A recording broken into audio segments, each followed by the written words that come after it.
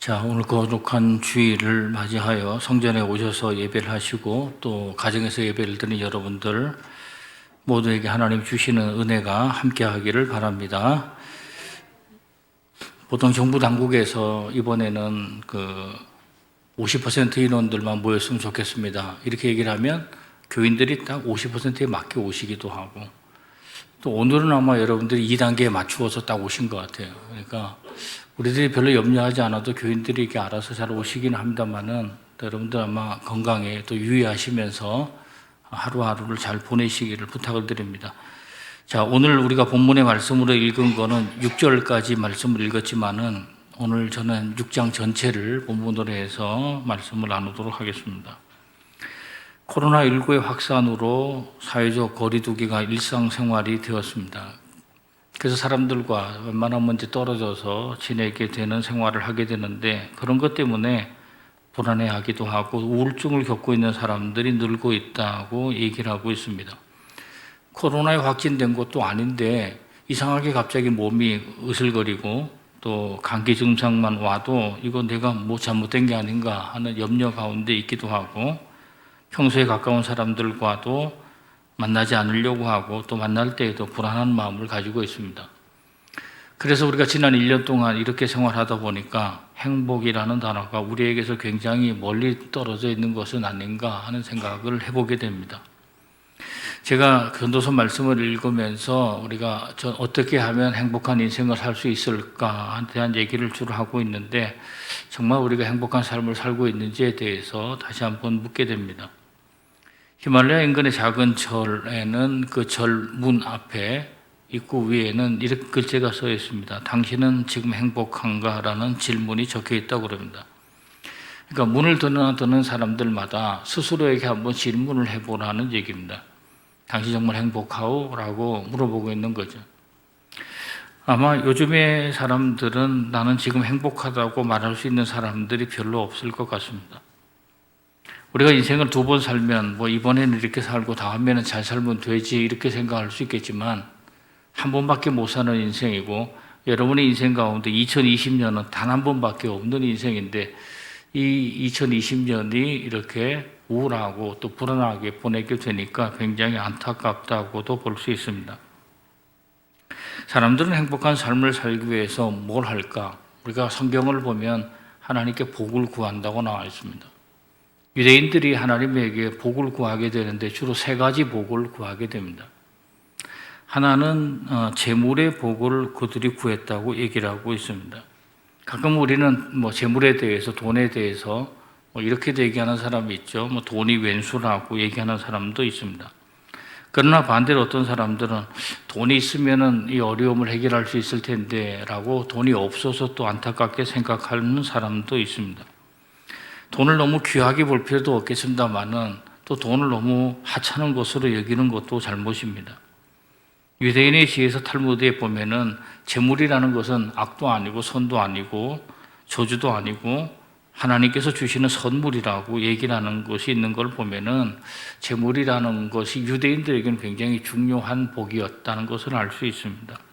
그래서 유대인들이 이상적인 사람은 어떤 사람일까? 율법 잘 지키는 사람, 613가지나 되는 율법을 바리새인처럼 열심히 잘 지키는 사람, 괜찮은 사람.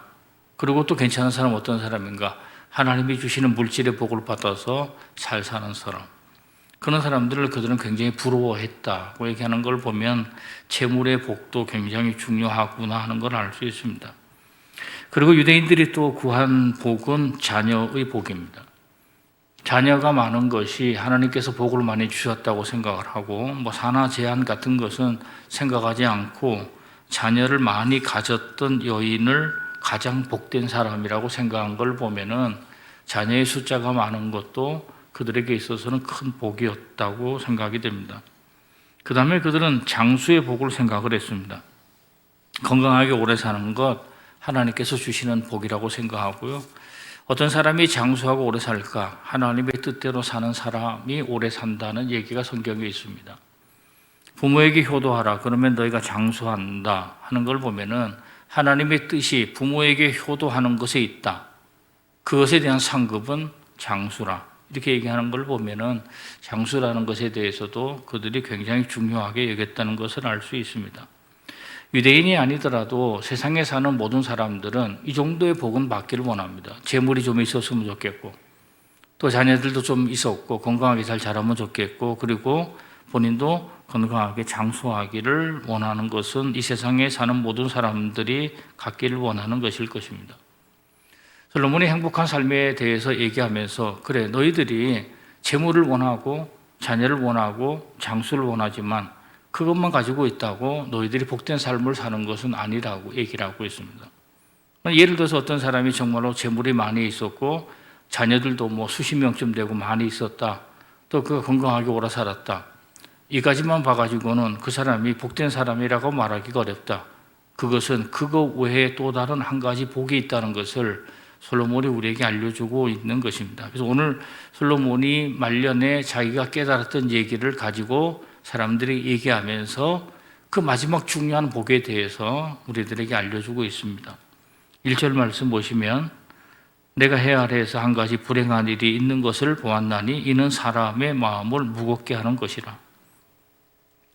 솔로몬은 머리가 좋아서 사람들의 인생에 관해서도 예사롭게 관찰하지 않았을 거라고 보는데, 또 그가 젊은 시절부터 가끔은 성문 앞으로 나가서 사람들이 가지고 왔던 문제를 재판하기도 하고, 그러니까 사람들이 사는 문제들에 대해서 이 모양 저 모양으로 많이 그가 보기도 했고, 또 다른 사람이 재판하는 모습을 옆에서 지켜보면서 인생살이가 어떤 건가에 대해서 많은 지혜가 있었을 거라고 보는데, 해 아래에서, 그러니까 이 세상에서 한 가지 불행한 일을 봤다고 그랬어요. 그런데 그 불행한 일은 사람들의 마음을 무겁게 하는 것이다, 이렇게 얘기를 하고 있습니다. 도대체 그가 무슨 불행한 일을 봤을까? 그 뒤에 쭉 보게 되면 이런 겁니다. 어떤 사람이 하나님께서 주신 재물의 복을 받았다. 그런데 그 사람이 재물을 즐기지 못하고 그러고 나서 이 세상을 떠나게 됐다, 그런 얘기입니다. 그러면 그 사람에게 주어진 재물의 복이 무슨 소용이 있겠는가? 어떤 사람이 자녀가 100명이나 되었다. 약간 과장 섞인 말입니다만은 100명이나 되는 자녀를 두었다. 그런데 그가 나중에 죽은 다음에 아무도 그를 장사 지내고 묻어줄 사람조차 없다, 그런 얘기입니다. 그렇다면 그가 자녀의 복을 받은 것으로 충분한가? 이렇게 물어보고 있는 거죠. 한마디로 말하면 재물의 복과 자녀의 복과 장수의 복, 여러 가지 복들을 다 받았다 할지라도 누릴 수 있는 복은 받지 못했다는 거예요. 돈을 아무리 많이 벌어도 만약에 어떤 사람이 이제 한번 잘 쓰고 한번 살아봐야지, 그런데 병들었다, 그리고 죽어버렸다.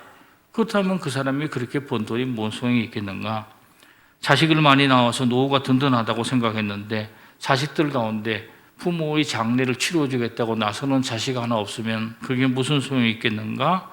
그러면서 여기에 천년의 갑절이라는 단어가 나와요. 어떤 사람이 오래 살았는데 얼마나 오래 살았는가? 2000년 살았다고 나와 있어요. 이게 이제 과장적으로 얘기하는 거죠. 2000년 살았다 할지라도 그 사람이 만약에 이렇게 누리는 복을 누리지 못하고 살게 된다면 그 하루하루가 그에게는 괴롭고 고통스러운 나날이 될 것이다, 이렇게 얘기를 하고 있습니다. 그러면서 누구보다 더 이 사람이 괴로운 인생을 사는가? 어머니 배에서 죽어서 나온 아이만도 못한 인생을 살고 있다, 이렇게 얘기를 하고 있습니다. 유대인들이 가장 불쌍한 인생은 뭘까? 그것은 어머니 뱃속에서 여러 가지 일로 사산이 되어서 나온 사람을 가장 불행한 사람으로 보고 있다.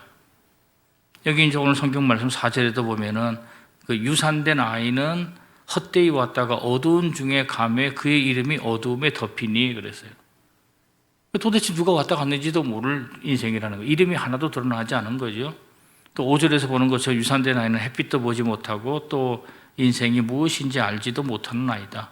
가장 불쌍한 아이가 어머니 뱃속에서 죽어서 나온 아이인데 재물의 복을 가지고 있고 자녀의 복을 가지고 있고 장수의 복을 가지고 있다 할지라도 누리지 못하게 되면은 이 어린아이만도 못한 인생을 살아가고 있는 거다, 이렇게 얘기를 하고 있는 거죠.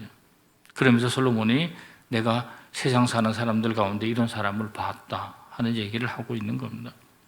그러니까 지금 솔로몬이 가장 중요한 복 하나를 말하고 있는데 그것은 누리게 하는 복이에요. 어떤 것을 가지고 있더라도 그것을 누리지 못하게 된다면 문제가 있다는 거예요. 만약에 우리가 하나님이 재물의 복과 장수의 복과 자녀의 복을 주셨다고 그러면 너 재물이 얼마를 가지고 있어에 따라서 그 사람이 복을 받았느냐 안 받았느냐가 결정이 될 거예요. 또 자녀가 있느냐 없느냐에 따라서 또는 그 사람이 몇 살 살았느냐에 따라서만 결정이 될 거예요. 그러나 이 말씀에 따라서는 적게 가졌어도 행복한 사람이 있을 수 있다는 거예요.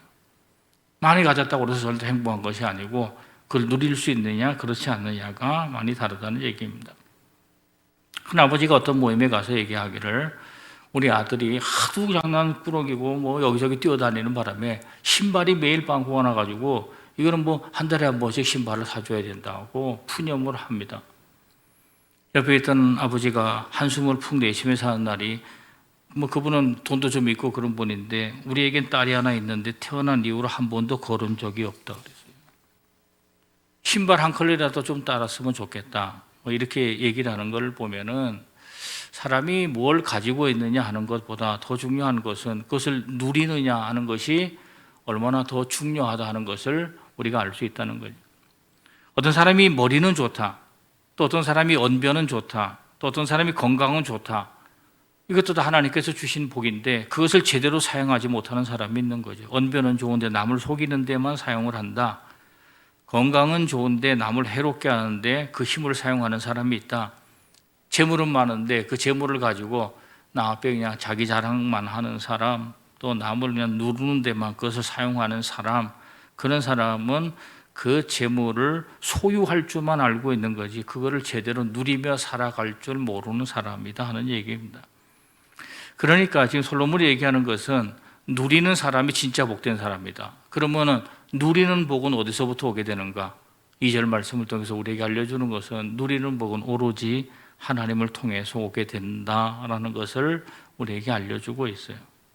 하나님을 통해서만 누리는 복이 오게 된다. 그러니까 여러분들이 비록 내가 물질을 조금 적게 가지고 있다 할지라도, 내가 다른 복들은 좀 적게 가지고 있다 할지라도, 내가 그렇게 뭐 건강하지도 좀 못하고, 또는 내가 그렇게 뛰어난 두뇌를 가지고 있지 못하다 할지라도 하나님이 주시는 누리는 복을 갖게 된다면은 얼마든지 행복한 인생을 살 수가 있는데, 그러면 어떻게 우리가 하나님이 주시는 누리는 복을 얻을 수 있는가 하는 것을 한번 세 가지로 말씀을 나눠보도록 하겠습니다.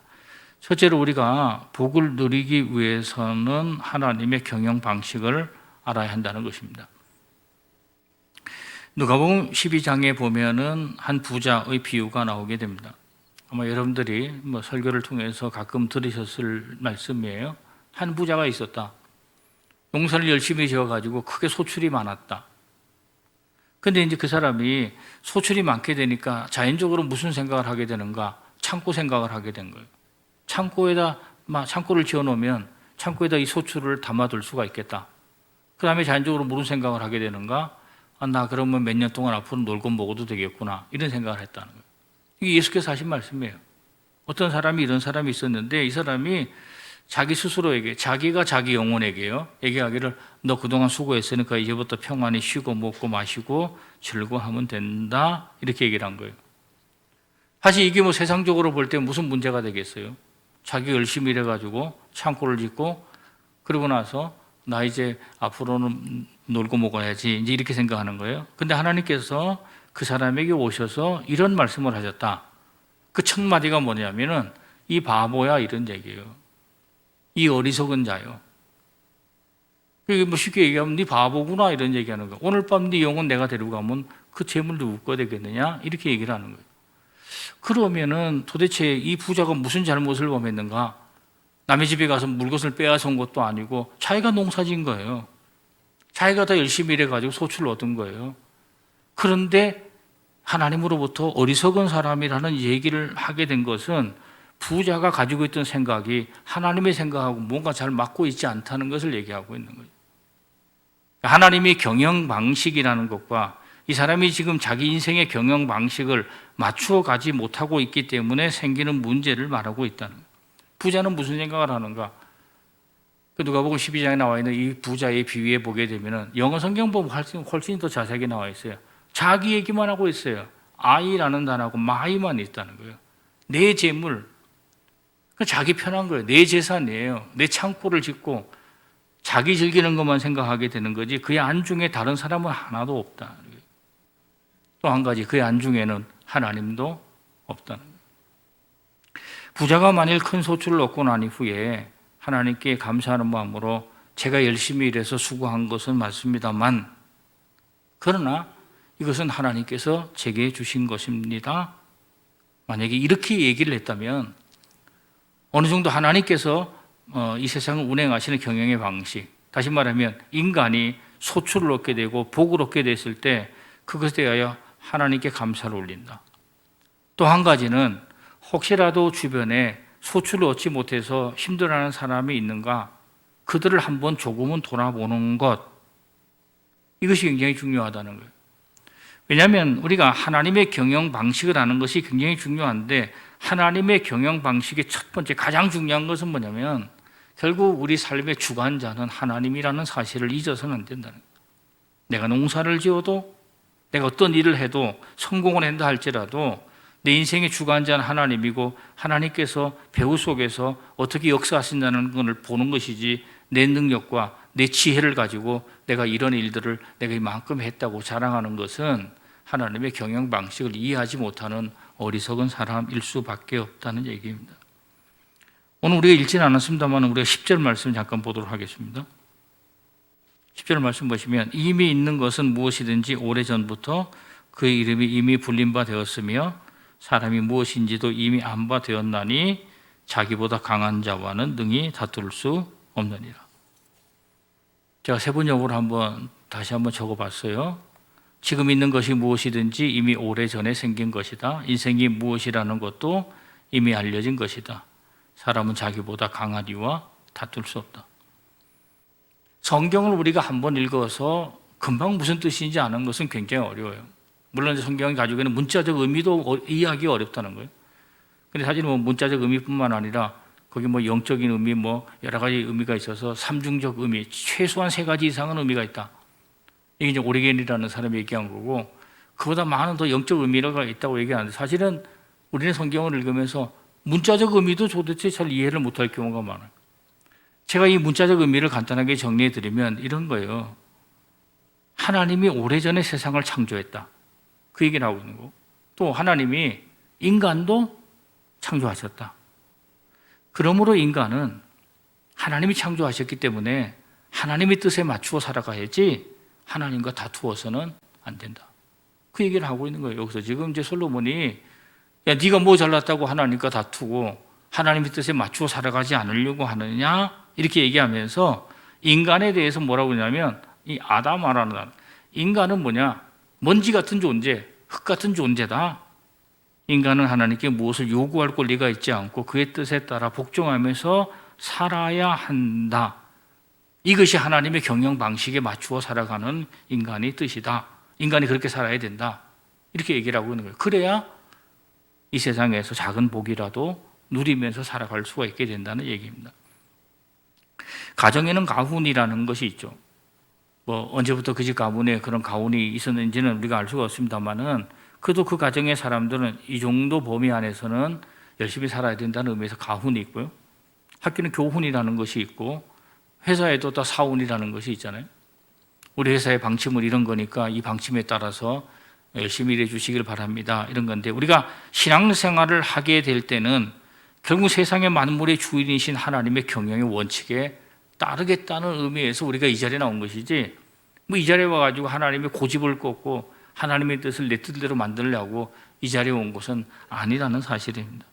그래서 우리가 하나님이 도대체 어떤 경영의 원칙을 가지고 이 세상을 운영하고 있는가 성경을 읽으면서 우리가 쭉 몇 가지를 볼 수가 있는데 예를 들어 이런 게 있어요. 하나님이 자기 백성을 끝까지 사랑하신다. 한번 자기 백성으로 하나님께서 선택하신 백성, 그리고 이 선택하신 백성이 정말로 본인도 하나님을 나의 주님으로만 섬기기만 한다면 하나님께서 절대로 그 백성 놓지 않는다. 이런 경영의 원칙이 있는 거예요. 우리가 사실 코로나의 위기로 인해서 굉장히 좀 불행한 시대를 살고 있는 것은 사실입니다. 왜냐하면 뭐가 뭔지도 모르고 우리가 바이러스를 눈으로 보기를 했나 아무도 모르는 거죠. 나타난 증상들을 통해서만 뭐가 있긴 있는가 보다 이렇게 느끼는 거고 이게 어려운 위기 가운데 있게 되는데, 만약에 우리가 하나님은 자기 백성을 끝까지 사랑하신다는 원칙을, 우리가 하나님의 경영 원칙을 알고 있기만 한다면 그렇게 너무 불안해하지는 않을 수 있어요. 하나님 자기 백성을 절대로 끝까지 놓지 않는다. 이게 하나님의 경영 원칙 가운데 하나고, 또 한 가지는 하나님은 자기의 난제를 하나님께 갖고 와서 해결해 달라고 부탁하는 사람들의 부탁을 외면하지 않는다는 거예요. 이게 하나님의 경영 원칙이에요. 또 하나님은 자기 백성을 핍박하는 대적들을 반드시 심판하신다. 이게 하나님의 경영 원칙이에요. 무엇보다 중요한 하나님의 경영 원칙은 제가 앞에서 말씀드렸던 것처럼 오로지 하나님만이 이 세상의 주관자라는, 내가 인생의 주인이 아니라 하나님이 내 인생의 주인이라는 사람에 대한 절대적인 보호예요. 하나님이 이 절대적으로 이렇게 고백하는 사람들에 대해서는 보호하신다. 만약에 우리가 정말로 작은 복이라도 누리는 복을 가지기를 원하는 사람이라면 우리 마음속에 기본적으로 내 인생의 주관자는 하나님이라는 이 원칙을 버려서는 절대로 우리가 누리는 복을 가질 수가 없다 하는 것을 여러분들이 꼭 기억을 하셔야 된다는 얘기입니다. 두 번째로, 우리가 복을 누리기 위해서는 하나님의 말씀에 귀를 기울여야 한다는 얘기입니다. 무서운 얘기입니다만은 어느 집에 며느리가 생선을 굽고 있었다. 그래서 생선을 굽고 있는데 시어머니가 그것을 바라보고 있었다. 요즘에는 시어머니하고 며느리가 같이 살지도 않습니다만은 어떤 분이 이제 그렇게 적어 놓은 거예요. 옆에서 시어머니가 보는데 생선이 타고 있어요. 며느리가 생각이 복잡해서 이제 타고 있어요. 그러니까 시어머니가 얘기하기를, 며느리야 고기 타니까 뒤집어 가면서 해야 된다고 이렇게 얘기를 했더니, 며느리가 했던 얘기가, 그냥 두세요. 잿간 놈이 뜨거우면 돌아 눕겠죠. 그렇게 얘기를 했다. 이게 무슨 얘기냐면은, 시어머니하고 그냥 며느리가 서로 말이 통하지 않고 서로 자기 고집만 부리고 있는 어떤 상황에 대해서 얘기하고 있는 얘기예요. 자기 생각과 자기 고집으로 신앙생활하는 사람들이 있는데, 우리가 그리스도인으로서 복을 누리기 위해서 자기 주장과 생각보다는 하나님이 하시는 말씀에 귀를 기울여야 한다. 이 얘기를 솔로몬이 우리에게 알려주고 있어요. 자, 11절 말씀을 보도록 하겠습니다. 헛된 것을 더하게 하는 많은 일들이 있나니 그것들이 사람에게 무슨 유익이 있으랴. 요거를 그럼 이제 세번역으로 한번 다시 한번 읽어보면, 말이 많으면 빈말이 많아진다. 말이 많은 사람에게 무슨 도움을 주겠는가? 피조물이 자기 말만 한다면이에요. 말이 많으면 자기 주장만 한다면 안 된다. 하나님의 말씀에 귀를 기울여야 한다. 만약에 하나님의 말씀을 듣지 않으면 어떤 도움도 받을 수가 없다. 자기가 하는 헛된 주장과 계획과 말이 자기에게 무슨 도움이 되겠는가? 그 얘기를 여기서 지금 하고 있는 거예요. 저는 솔로몬이 말년에 이르러서 쓰게 된 책이 이 전도서라고 그렇게 배웠고, 또 그렇게 저도 생각을 하고 있습니다. 아마 그가 젊었을 때 쓴 책은, 아가서 같은 책은 그가 젊었을 때 쓰지 않았을까 이렇게 보게 되는데, 나이가 들어서 솔로몬이 무슨 생각을 했을까요? 저는 나이가 들면서 이 솔로몬이 자기 아버지 생각을 굉장히 많이 했을 거라고 봅니다. 자기 아버지가 다윗 아니에요? 성전을 짓기 위해서 많은 물건들을 다 준비해 주시고, 또 성전을 지을 수 있도록 여러 가지 배려를 많이 해 주셨던 그 아버지 생각, 그리고 재물도 유산으로 굉장히 많이 받았던 거고, 또 아버지가 정말 하나님 보시기에 그래도 귀하고 복된 길을 잘 걸었던 사람이니까 아버지 생각을 굉장히 많이 했을 거라고 봅니다. 아마 여기 계신 연세 드신 분들도 나이가 드시면서 그래도 여러분들 부모님들이 여러분 나이대를 살아갔을 때는 무슨 생각을 하셨을까? 그런 생각도 많이 했을 거예요. 그 나이 먹었을 때 여러분들이 부모를 향해서 도대체 돈도 못 벌고 뭐 했냐고 그렇게 따지듯이 물었을 텐데, 여러분들이 지금 그 나이 돼 보니까 이게 자꾸 힘이 떨어지고 자신감도 없어져가지고 벌기는 뭘 벌어. 그냥 몸이나 이게 지탱하면서 사는 것도 힘들구나 하는 생각을 여러분들이 아마 하셨을 수도 있을 거예요. 그래서 부모 생각들을 아마 점점점 더 많이 하실 거고, 어쩌면 거울을 바라보면서 여러분 거울 속에서 뭐 부모 얼굴이 가끔씩 비칠 수도 있을 거다. 제가 한번 10여 년 전쯤에 그런 얘기 말씀드린 적이 있는데 뭐 여러분들 얼굴 속에서 부모님 얼굴이 당연히 나와 있을 거라고 보는 거죠. 솔로몬도 마찬가지로 자기 아버지가 했던 일들에 대해서 한번 되짚어 생각을 해볼 수가 있을 텐데 한번 이런 생각을 해보죠. 아버지 다윗이 사울 왕에 의해서 쫓겨다니고 있었다.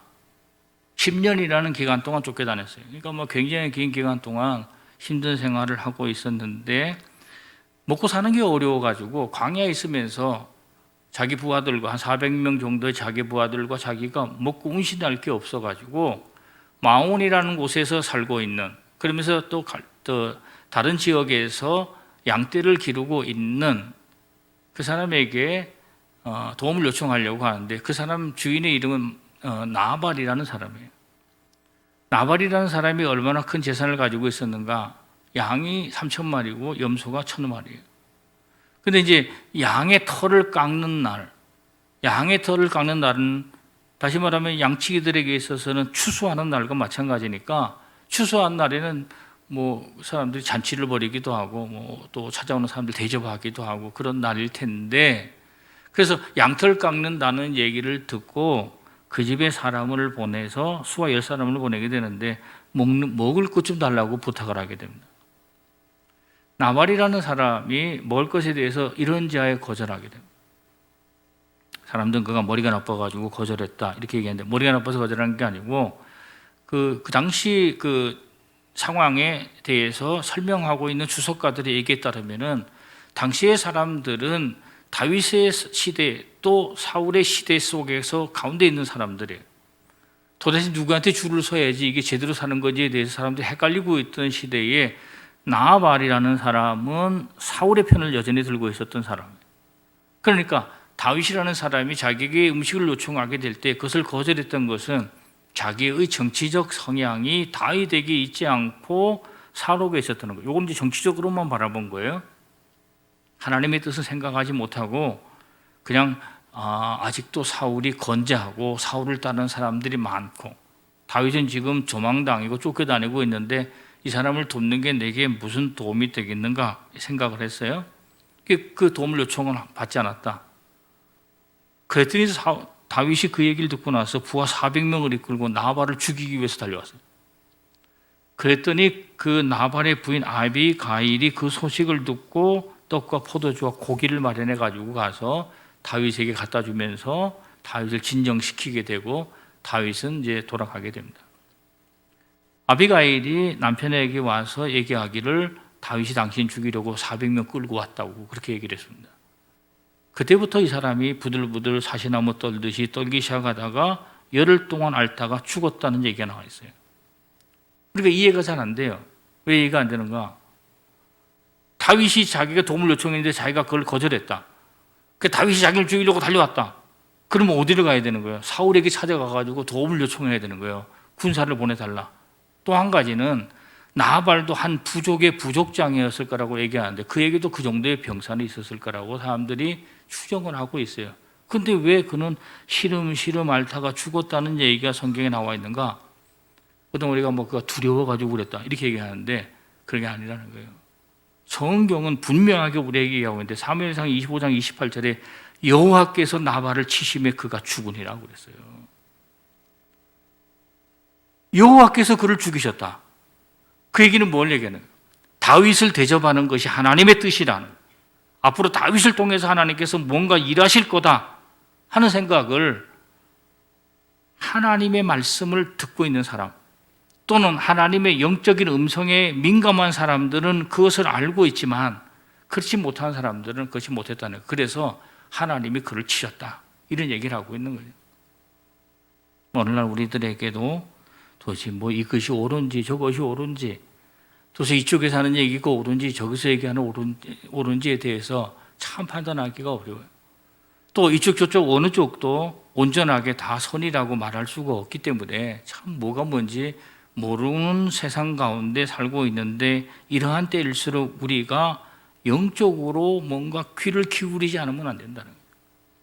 구약학자 브루그만이라는 사람이 이렇게 얘기했어요. 나발의 소유가 그의 인격보다 우선했다.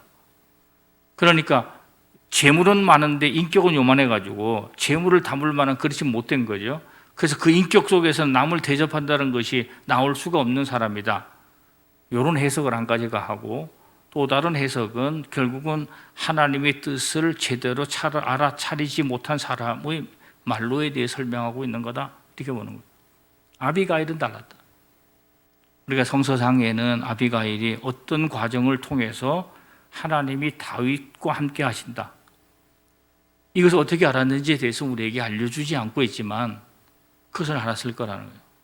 결국은 아비가일과 나발의 모든 재산은 다 누구의 것이 됐는가? 다윗의 차지가 됐어요. 아비가일이 남편 죽고 난 후에 다윗에게 시집가 버렸어요. 그리고 그 재산을 다 통째로 들고 갔다. 이걸 보면은 하나님의 뜻이 우리가 어디 있는가 하는 것을 알 수가 있는 거죠. 우리가 하나님께서 우리에게 주시는 복을 누릴 수 있는 복, 그것을 가지기 위해서는 내가 매일 하나님의 음성에 귀를 기울이고 있는가에 대해서 한번 생각을 해볼 필요가 있다는 얘기예요. 우리가 영적으로 좀 민감할 필요가 있다. 우리가 이제 민감하죠. 코로나 때문에 사람들이 옆에서 기침만 해도 민감하죠. 사람들이 그냥 깜짝깜짝 놀라게 돼요. 또 누가 마스크만 벗고 있으면은 다 그 사람 막 쳐다보게 되고 이렇게 민감하게 되는데, 우리가 영적으로 민감하다는 건 뭘 말할까? 내 주변에서 일어나는 아주 작은 변화에 민감한 거예요. 우리가 코로나와 같은 이렇게 큰 사태에 대해서는 다 아는 거니까 이거를 통해서도 하나님께서 도대체 나에게 뭘 말씀하시는가 하는 것이 굉장히 중요해요. 그러나 우리에게 일어나는 작은 것 가운데서 하나님의 음성을 듣고 깨닫는 사람은 굉장히 위대한 사람이에요.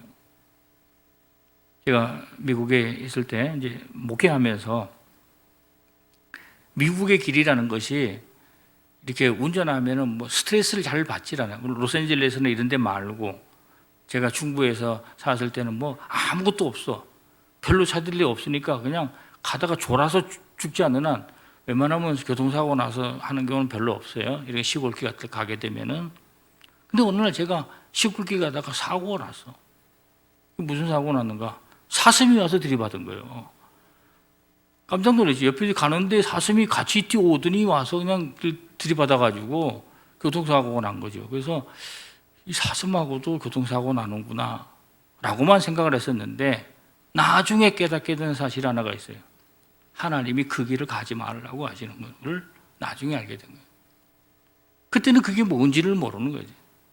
나중에 지나고 나서 하나님은 이렇게도 사람의 앞길을 막는구나라는 생각을 하게 되는데, 우리가 영적으로 민감한 사람들이라면 우리 주변에서 일어나고 있는 작은 변화들에 관해서도 민감해질 필요가 있다는 얘기예요. 또 영적으로 민감한 사람은 어떤 사람인가? 말씀을 듣고 마음이 찔리는 사람이에요. 베드로의 말씀을 듣고 사람들이 마음에 찔렸다는 얘기를 듣는 걸 보면은 영적으로 민감한 상태에서 성전에 나와서 말씀을 듣게 되면 그 사람들이 그 말씀이 자기의 가슴을 찢는 거죠. 여러분 자녀들이 학원 가가지고 너 선생님 말씀 잘 듣고 공부 좀 제대로 해가지고 오라고 보내줘. 근데 애들이 학원 가가지고 공부를 안 하고 돌아오면 얼마나 답답하고 원망스럽겠어요. 예수께서 바리새인들을 보고 얘기하는 것은, 바리새인들이 가슴에 대해서 뭐라고 하냐면, 영어로 말하면 stubborn heart라고 그래요. 돌덩이처럼 딱딱해져가지고 말씀을 들어도 깨닫지를 못하고 받아들이지를 못하는 사람들이 있다. 우리가 어쩌면 성전에 나와서 여러 번 예배를 드리고 있으면서도 어느 순간 단 한 번도 그 말씀이 내 가슴을 찌르면서 내가 좀 잘못 살았구나라고 한 번도 생각하지 못한다면 여러분들이 성자이거나, 왜냐하면 한 번도 잘못 산 적이 없는 성자이거나, 아니면 바리새인이거나 예수로부터 저주를 받았던 바리새인처럼 살아가고 있었다면 하나님의 말씀이 하나도 여러분에게 민감하게 들리질 않는 거예요. 정말로 여러분들이 성전에서 들려 나오는 말씀, 또 여러분들이 성경을 읽으면서 듣게 되는 말씀을 통해서 요만큼씩이라도 여러분들이 바뀌어 나가지 않게 된다면은 정말로 우리가 구원받지 못하고 저주받게 되는 바리새인들과 뭐가 다를 바 있겠는가 하는 거예요. 그리고 우리가 영적으로 민감하게 되면 죄에 대해서 꺼리낌이 있게 된다는 거예요. 어떤 분이 예수 믿고 난 이후에 그전에는 뭐 이렇게 도박하고 나쁜 일 하는데 계속해서 갔었는데 예수 믿고 난 이후에 그 장소를 못 가게 돼. 왜 못 가게 돼? 헛구역질이 자꾸 나가지고 갈 수가 없다는 거예요. 악한 일은 가지 않도록 하시는 하나님이 그 속에서 역사하고 있게 되는데 만약에 우리가 영적으로 민감하게 못하게 되면은 아무 데나 막 돌아다니는 거예요. 옛날 우리 선조들이 까마귀 오는 곳에 백로에 가지 말라고 얘기했던 것도 민감하게 살아야 된다. 악한 일은 가까이 하지도 말아야 된다. 이렇게 얘기를 했는데 우리가 영적으로 민감하게 살지 못해서 그리스도인들이 아무 일이나 하고 돌아다닌다면 되겠는가 하는 거예요. 하나님의 음성에 귀를 기울이고 하나님 모이라면 모이고 하나님이 나누어주라면 나누어주고 하나님 봉사라면 봉사하는 것이 우리가 그나마 받은 복들을 충분히 누리면서 행복하게 인생을 살아갈 수 있는 비결이 아닐까 하는 생각을 해보게 됩니다. 마지막 세 번째로 복을 누리기 위해서 하나님이 기뻐하시는 일을 해야 합니다. 서울에서 물난리가 나게 될 때에 어떤 분이 자기 집에 물이 들어오게 됐습니다. 갑자기 물이 한밤중에 들어오는 바람에 아무것도 못 가지고 나왔어요. 그냥 옷만 겨우 챙겨 입고 밖으로 나오게 됐습니다. 많은 분들이 밖으로 나오게 돼가지고 그냥 뭐 한숨 소리가 그냥 하늘을 찌르죠. 울기도 하고 이제는 뭐 다 잃어버렸다, 아무것도 없다 이렇게 생각되는데 그 중에 예수 믿는 사람 한 사람이 있었는데 그분이 하나님께 감사의 기도를 올렸다고 합니다.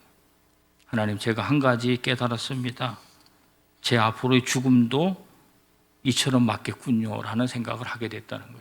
아무것도 없이 내가 소유하고 있는 물질 다 챙겨가는 것이 아니고 내가 빈손으로 하나님 앞에 서겠군요 라는 생각을 그가 하게 됐다 하는 얘기인데, 우리가 인생 살면서 정말 하나님 앞에 서게 될 때 정말 아무것도 없이 다시 한번 그 앞에 서게 된다는 것을 여러분들이 꼭 잊어서는 안 돼요.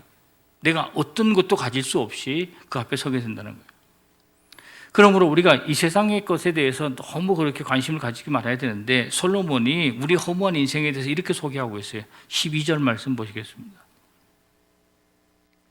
12절 말씀 보시면은 헛된 생명의 모든 날을 그림자같이 보내는 일평생에 그 사람에게 무엇이 낙인지를 누가 알며 그 후에 해 아래에서 무슨 일이 있을 것을 누가 능히 그에게 고하리요.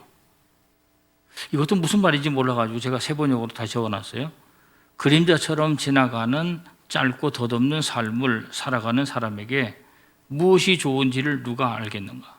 사람이 죽은 다음에 세상에서 일어날 일들을 누가 그에게 말해줄 수 있겠는가? 간단하게 정리하면은 인간의 삶이 짧고 허무하기까지 하다. 인간은 살면서 행복이 무엇인지 모른다. 인간은 죽은 후에도 무엇이 일어날지도 모른다. 우리가 전도서 말씀을 읽으면서 사람들이 생각하는 것은 이런 거예요. 헛되고 헛되니 모든 것이 헛되도다. 이게 사실은 전도서에서 가장 중요한 말씀이라고 얘기하는 분들이 많아요. 그러면은 허탄한 인생을 한탄하면서 체념이나 하면서 살라는 의미에서 이 얘기를 했을까? 그런 게 아니에요. 인생 뭐 허무하니까 그냥 뭐 아무렇게나 막 살다가 그냥 가면 된다 이 얘기를 하려는 게 아니에요. 분명히 중요한 건 뭔가를 우리에게 하려고 하는 건데, 자, 사람에게 좋은 것을 누가 알고 있느냐? 인간들에게 좋은 것을 누가 알고 있고 누가 그것을 그 사람에게 알려줄 수 있겠는가? 하나님이다. 그 얘기를 하고 있는 거예요. 그러면 인간들은 뭘 해야 되겠는가? 우리에게 그 소식을 알려줄 분들이 하나님인데, 그러면 그 하나님이 기뻐하시는 일을 해서 그분이 그것을 우리에게 알려줄 수 있도록 해야 된다 하는 얘기예요. 우리 인생의 주인이신 하나님을 기쁘게 해드려야 된다. 그래야 그분이 우리 인생이 어떻게 사는 것이 행복한 것인지를 우리에게 알려줄 거다. 그 얘기를 여기서 솔로몬이 우리에게 알려주고 있는 거예요. 제가 복을 누리기 위해서 하나님의 경영 방식을 알아야 된다. 또 하나님 말씀에 귀를 기울여라. 그리고 하나님 기뻐하시는 일이 도대체 뭔지를 좀 알아야 된다. 뭔지 이렇게 말씀드렸는데, 여러분들이 만약에 하나님이 기뻐하시는 인생을 살았다면 돌아가시는 그 순간에 이 음성 하나는 반드시 여러분 귀에 들릴 거다 하는 게 있어요. 우리는 뭐 성경을 너무 많이 읽어가지고 사실은 성경에 대해서 감동이 없습니다만 이 소리가 들릴 거예요. 마태복음 25장 21절이에요. 그 주인이 이르되 잘하였도다 착하고 충성된 종아 내가 적은 일에 충성하였으며 내가 많은 것을 내게 맡기리니 내 주인의 즐거움에 참여할지어다. 여러분 이런 소리 듣고 이 세상 마지막 하지 간다면 얼마나 행복하겠어요. 우리가 뭐 국립묘지나 뭐 대굴 같은 묘지에 묻히지는 못해도 그냥 이 소리 한번 듣는다면 뭐 이 세상에서 우리 육신이 어떻게 사라진다 그게 무슨 의미가 있겠어요. 이 소리 듣는 게 굉장히 중요해요. 근데 이 소리 들으려면 어떻게 되는가? 딱 한 가지 일이 있어요. 충성이에요. 어떤 일에 충성하라고 그랬어요? 너 큰 일에 충성해야 돼. 중요한 일에 충성해야 돼. 그러면 네가 그 복을 받을 거야. 내 주인의 즐거움에 참여할 거야. 이러면 우리는 못해요. 큰 일은 돈 있는 사람이나 하고 힘 있는 사람이 하는 거지 우리가 어떻게 큰 일을 하고 중요한 일을 합니까? 서울에도 변방 변두리에 살고 있는 우리가 뭐 그렇게 중요하고 큰 일을 하겠습니까? 이렇게 얘기할 수 있겠습니다만은 여기 성경에 얘기하고 있잖아요. 네가 적은 일에 충성했다 이렇게 나와 있어요. 너 적은 일에 충성해서 주인의 즐거움에 참여할 수 있다 이렇게 얘기하니까 얼마나 감사한 일이에요. 성경에 보면 예수께서 칭찬하신 사람들이 있는데 어떤 일에 충성했던 사람들인가? 적은 일에 충성했던 사람들이에요. 동전 2닙을 가지고 왔던 과부예요. 그리고 중풍병자를 예수님 앞에 끌고 왔던 사람들 4사람 칭찬받고 자기 병 고쳐달라고 예수 앞에 그냥 소리 질러가지고 외친 사람 칭찬받고 보면은 크고 중요한 일을 한 사람이 아니고 작은 일에 최선을 다한 사람을 하나님께서 기뻐하셨다 하는 걸 보면은 우리도 얼마든지 이렇게 할 수 있겠구나 하는 생각이 들어요. 제가 이번에 당회를 이제 하게 되면서 우리 성도님들이 믿음을 잃지 않고 살아갈 수 있는 방법이 뭘까?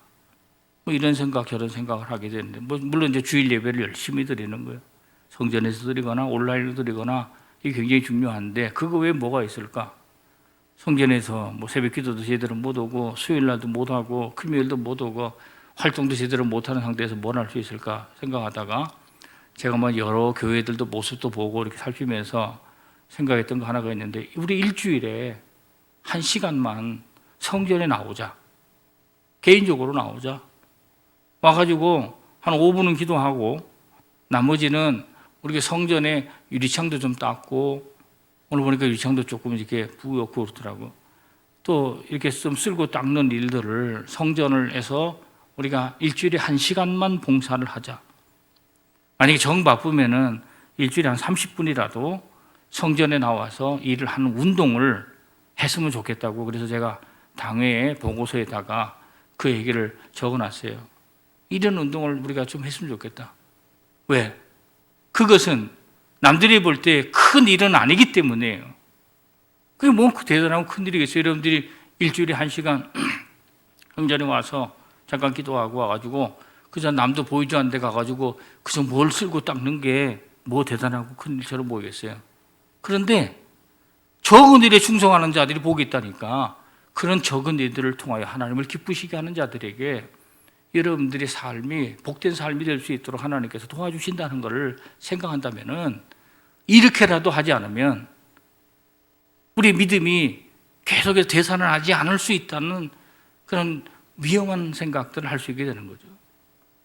또 한 가지 우리가 하나님을 기쁘시게 하는 거, 적은 일에 충성하는 거, 또 한 가지는 믿음이 있어야 된다. 믿음이 없이는 하나님을 기쁘시게 못한다고 그랬어요. 믿음이 있어야 돼요. 어떤 믿음이 있어야 돼요? 적은 일에 충성하는 자가 복되다는 믿음이에요. 그 믿음이 있어야 되겠구나. 또 어떤 생각이, 또 하나님을 기쁘시게 하는 자는 사도 바울이 로마서 12장에서 얘기하기를 우리의 몸을 거룩한 산 제물로 드리는 사람이 하나님을 기쁘게 한다고 그랬어요. 우리의 몸을 산 제물로.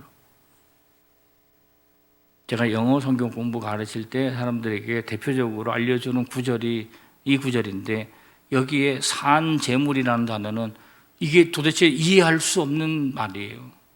living sacrifice라는 거는 이해가 못해. 왜? sacrifice, 제물은 다 죽였는데 도대체 산 거는 도대체 뭐요 이게?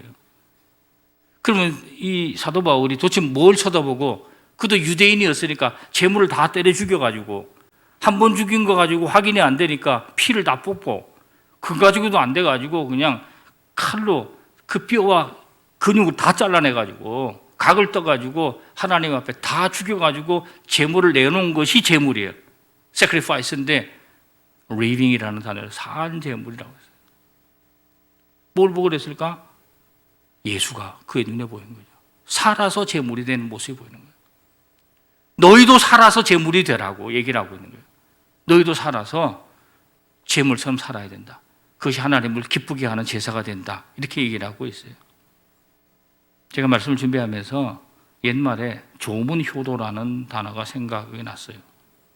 벼룩조자하고 모기문자를 쓰는 거예요. 조문효도. 혹시 여러분들이 아시는 분은 있을지 모르겠습니다만은 조문효도라는 것은 뭐 워낙 가난해가지고 아무것도 없는 사람이 부모에게 무엇으로 효도할까? 한여름밤에 부모님 자식 주무시는 방에 같이 가가지고 잠을 자는 거예요. 왜 잠을 자는가? 한여름에 모기와 뭐 빈대, 벼룩 같은 것들이 사람의 몸을 파고들어서 몸속에 있는 피를 빼앗아가게 되는데 웬만하면 이놈들도 사람 가려가면서 덤빈다는 거예요. 왜냐하면 젊은 피를 선호한다. 젊고 활기 있고 왕성한 사람의 피를 먼저 먹고 그러고 나서는 배불러가지고 노인들한테는 안 간다. 그래서 조문효도라는 단어가 있어요. 자기를 낳아주시고 길러주신 부모를 위해서 자녀가 할 수 있는, 돈 없이도 할 수 있는 효도가 이런 효도가 있다 하는 얘기를 알려주는 거죠. 자, 여기 계신 이제 어르신들이 많잖아요. 여러분 자녀들이 가진 게 없어가지고 돈으로는 헌신을 못해. 근데 이놈이 갑자기 어느 날 여름밤에 와가지고 제 옆에서 부모에게는 이불을 덮어드리고 자기는 뻘거벗고 모기한테 물리려고 그러고 와서 옆에서 누워있다면 얼마나 감격스러운 일이 되겠는가. 작은 헌신이에요. 그냥 작은 헌신. 자기의 몸을 드리는 작은 헌신. 그것이 부모를 기쁘게 하는 것처럼 성전에 나와서 30분이든 1시간이든 이 성전을 코로나의 전국에 쓸고 닦는 일들을 여러분들이 개인적으로 하게 된다면 여러분들에게 하나님께서 어찌 기뻐하지 아니하시고 복을 주시지 아니하시겠는가? 지금까지 받았던 그 복들을 100배, 200배로 누릴 수 있는 복을 하나님께서 허락하지 않겠는가 하는 생각을 해보게 됩니다. 여러분 인생 가운데 내가 하나님을 기쁘게 했던 것이 뭐가 있나 한번 생각해 보시길 바라고, 하나님을 기쁘시게 하심으로 여러분들에게 주시는 놀라운 복들을 다 누리시는 여러분들 되시기를 주님의 이름으로 간절히 축원합니다. 기도하겠습니다. 사랑이 많으신 아버지 하나님 고맙습니다. 거룩한 주일에 하나님의 성전에 나와 말씀을 듣습니다. 하나님을 기쁘시게 하는 작은 일을 찾기를 원하고 그 일을 통해서 이 세상 복을 누릴 수 있는 복을 얻기를 원합니다. 아버지 하나님, 작은 일에 충성함으로 보라멜리교 성도들이 하나님이 주시는 큰 복을 받는 성도가 되도록 하나님께서 도와주시옵소서. 이 모든 말씀 예수님의 이름으로 간절히 기도하옵나이다. 아멘.